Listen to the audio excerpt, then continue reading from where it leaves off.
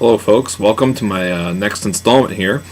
I thought I'd create a little video to explain my take on how to approach this syllogism assignment, your final critical task.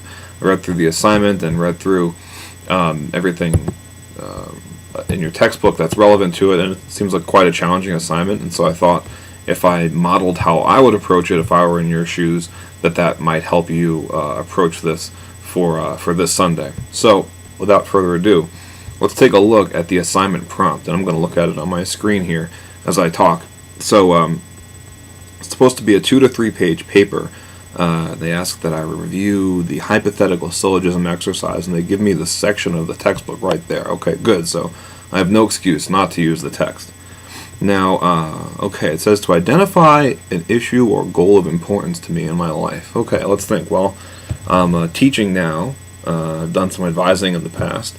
I like doing that. Let's just talk about that. Let's make my conclusion that I want to spend my life teaching and advising students. How about that? Okay, that works. Number 2, write an argument involving this hypothetical syllogism. Okay, so let's figure this out here. Well, the argument should probably have something to do with the fact that if I'm going to devote my life to this, I should be good at it, and I should enjoy it, right? So let's just include that there. And so here's a syllogism I came up with. Now, it has to involve a hypothetical statement in order to be a hypothetical syllogism. That's an if-then statement. So let's begin with an if-then statement. It'll take the form if A, then B. So I'm going to reconstruct this into a full argument here. This is step 3. If I am a good teacher or advisor, and I enjoy doing that, then I ought to devote my life to that activity. Okay, that's my if-then statement. That's the first premise. Second premise, it should take the form A, right? If I want it to be valid, if I want it to be modus ponens, it could take the form A, and that would be valid. I am a good teacher and advisor. Okay, let's just assume that's true for now.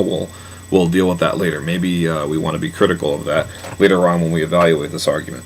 And the conclusion could be, therefore, I ought to devote my life to teaching and advising. All right. So let's just repeat that argument then. If I am a good teacher or advisor and I enjoy doing that, then I ought to devote my life to that activity.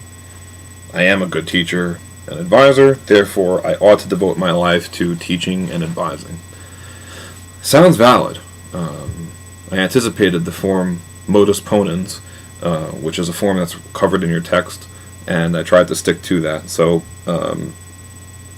and moving to step 4 here, we can analyze this and analyze the form of it, and say, yeah, sure, that's a valid argument. It's modus ponens.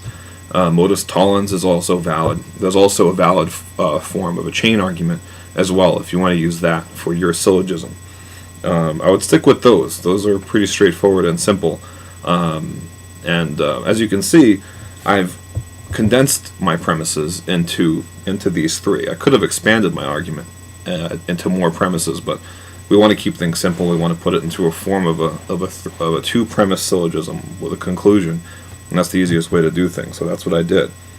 So we've already analyzed the form. It's modus ponens. The form is valid. But that's not enough to make it a good argument. I want this argument to be sound too, which means I need to analyze the truth value of each of my premises. So, premise 1, if I'm a good teacher or advisor and I enjoy doing it, then I ought to devote my life to it. Is that a bit of a jump? I don't know. Now that I'm thinking about it, maybe it's a bit of a jump. Maybe it's a bit of a leap. Maybe if you're good at something and you enjoy it, maybe that means you should do it for a while. Maybe that doesn't necessarily mean you should do it forever. Maybe I need to add something there to that premise in order to really make it true. Maybe I need to add something like, if I really find it to be the most fulfilling career activity, then I ought to devote my life to it. So maybe I should add that there as well. All right, let's move on to the next premise. I am a good teacher and advisor. Well, it's hard to unpack that now in this short time frame. I'm sure you all have opinions on that. You'll get a chance to express them in your evaluations. So things like evaluations by your students, by your supervisors, things like a track record, all of that comes into evaluating that. And so if I were writing this out in my paper, I would get into that in that paragraph about that premise. And and so okay, so I've evaluated the truth value of those statements. So as long as I can prove that those premises are true, and I've got a valid argument for them, now I've got a valid form. I've got sound premises. I've got a really good argument. So before I really write up the full paper, though, I'm going to look at the rubric. I'm going to take a look at how this assignment's going to be graded, and that'll help me to decide how to approach it. So let's see here. Critical task 3. I'm looking at the rubric here on my screen. I can see here that the main elements are a huge part of it. Just following the instructions and having all the main elements are a quarter of the grade for the assignment. Wow, that's pretty significant. I better make sure I read all the directions and have all the required elements of the assignment. What else here? What about inquiry and analysis? Yeah, that's pretty important too. Integration and application, critical thinking. So really getting into each of those premises, analyzing their truth value, analyzing the argument form, making sure I know what I'm talking about, making sure I'm using the textbook. All of that goes into those 3 criteria. Those are really important as well. That's the biggest chunk of the paper. So as long as I do all of that well, as long as I'm thorough about it, then I should have good scores on those 3 parts. What about my research? Well, the criteria here says I incorporate a highly pertinent life goal or issue of significant importance. I see. Well, it's a good thing I didn't talk about my passion for yo-yos. I do enjoy playing with them, but it's been a while, and it's pretty trivial, and so that wouldn't have been a good topic for this paper. I'm glad I talked about a more substantial life goal. And of course, the writing is really important. The writing mechanics, editing the paper, proofreading as I go. And as I've said in the past, what I do when I write my own papers is I'll typically edit and proofread each sentence as I write it, and then I'll edit and proofread each paragraph after I write that, and then after I write the whole thing, I'll go through the whole thing, edit that, proofread that.